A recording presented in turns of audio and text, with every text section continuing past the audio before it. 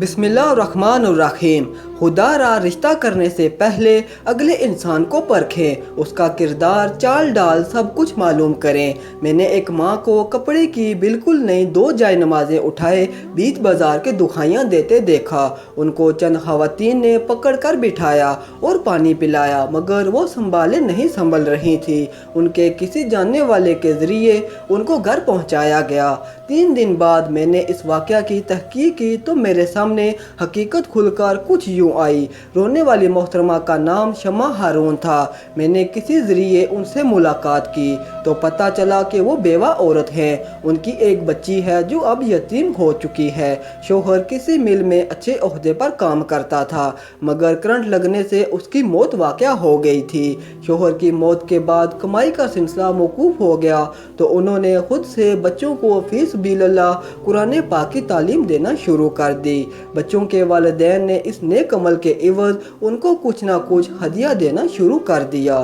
یوں ان کے گھر کا روزگار چلنے لگا۔ انہوں نے اپنی بیٹی کو دینی تعلیم گھر پر دی اور دنیاوی تعلیم سکول میں دلوائی۔ ان کی کڑی مشقت کے بعد ان کی بیٹی نے سرگودا یونیورسٹی سے MBA کیا اور تعلیم مکمل ہوتے ہی انہوں نے بیٹی کی شادی کی تیاریاں شروع کر دی۔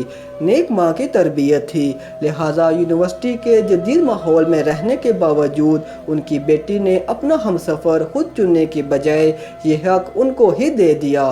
بہت سوچ بچار کے بعد انہوں نے اپنی بیٹی کا رشتہ اپنے بھتیجے سے طے کر دیا۔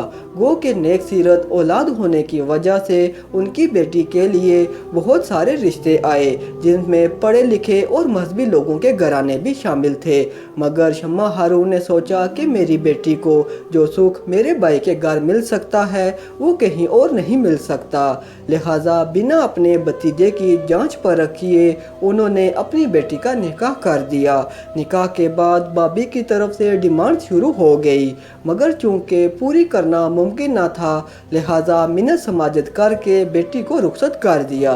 شادی اور ولیمہ گزر گیا، مگر شادی کے 1 ماہ بعد ہی ان کی بیٹی کو تشدد کا نشانہ بنا کر گھر بھیج دیا گیا اور الزام یہ لگا دیا کہ گھر میں ہوٹل والوں کو ولیمہ کے پیسے دینے کے لیے جو رقم پڑی تھی وہ دلہن نے چرا لی ہے۔ شمع ہارون اور ان کی بیٹی نے لاکھ صفائیاں دی، مگر ان کا یقین کس نے کرنا تھا؟ یوں وہ چور ہی سمجھی جاتی رہیں۔ شمع ہارون کے بھائی نے بھی اپنی فیملی کو اس معاملے میں سپورٹ کرنا شروع کر دیا اور ان کو مشورہ دیا کہ دلہن کو یہاں لاؤ، اپنے گھر میں لانے کے بعد اسے مجبور کرو کہ ولیمہ کے پیسے اپنی ماں سے لے کر دے۔ یوں ان کے بھائی نے چال چلتے ہوئے صلح صفائی کروائی اور دلہن کو گھر لے جانے کا کہا۔ دلہن نے جاتے ہوئے اپنی ماں سے کہا کہ امی جان، میری جائے نماز نہیں مل رہی جس پر میں یونیورسٹی میں نماز ادا کرتی تھی، وہ ڈھونڈ کر ضرور پہنچا دینا، مجھے اس جائے نماز پر نماز ادا کر کے زیادہ سکون ملتا ہے، اور خود ماموں کے ساتھ اپنے سسرال آ گئی۔ گھر آنے کے تیسرے ہی دن دلہن کے ماموں نے اپنی سگی بانجی کو پیسے چوری کے الزام میں جان سے مارنے کی دھمکی دی۔ بصورت دیگر ماں سے ولیمے کا سارا خرچ لے کر دینے کا کہا۔ دلہن نے اپنی ماں سے پیسے لے کر دینے سے انکار کر دیا۔ انکار سنتے ہی اس کے شوہر نے، جو رشتے میں اس کا ماموں زاد بھی تھا، چھرے کے وار کر کے اسے جان سے مار دیا۔ دوسری طرف شمع ہارون لاکھ ڈھونڈنے کے باوجود بھی اپنی بیٹی کی پرانی جائے نماز نہ ڈھونڈ سکی تو اس کے لیے 2 نئی جائے نمازیں خرید لیں، مگر ابھی خرید کر بازار سے نکلی بھی نہ تھی کہ اسے بیٹی کی موت کی خبر ملی تو اس نے رونا پیٹنا شروع کر دیا۔ کسی جاننے والے نے انہیں گھر پہنچایا۔ بعد ازاں وہی جائے نمازیں واپس کر کے کچھ پیسے اور ڈال کر اسی دکان سے انہوں نے اپنی بیٹی کا کفن خریدا۔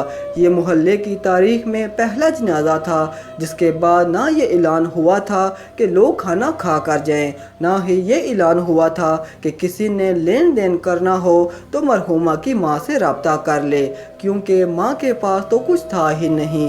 موت کے دوسرے اور تیسرے دن آنے والے مہمانوں کے لیے کھانا محلے والوں کی طرف سے چندہ جمع کر کے بنایا گیا تو اس پر بھی شمع ہارون کے ظالم بھائی نے لہجے میں فرعونیت لاتے ہوئے کہا تھا کہ جتنا خرچہ اس کی موت اور جنازے پر کیا ہے اتنا خرچہ اس کے ولیمے پر کر دیتی تو آج وہ زندہ ہوتی۔ لاکھ کوششوں کے باوجود بھی شمع ہارون اپنی بیٹی کے قتل کو قتل ثابت نہیں کر سکی اور اسے خودکشی قرار دے کر پولیس نے کیس بند کر دیا۔ اب روز محشر اللہ کی عدالت میں فیصلہ ہوگا اور اللہ تعالیٰ تو پورا انصاف کریں گے۔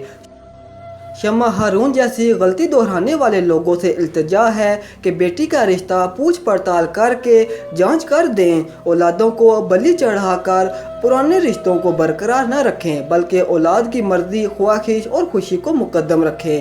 امید کرتا ہوں کہ آپ کو ہماری آج کی یہ ویڈیو ضرور پسند آئی ہوگی۔ اگر ویڈیو اچھی لگے تو چینل کو سبسکرائب لازمی کریں اور ساتھ لگی گھنٹی کو بھی دبا دیں تاکہ آپ کو ہماری ہر نئی آنے والی ویڈیو کا نوٹیفیکیشن مل جائے اور کمنٹ سیکشن میں ہماری حوصلہ افزائی کریں۔ شکریہ۔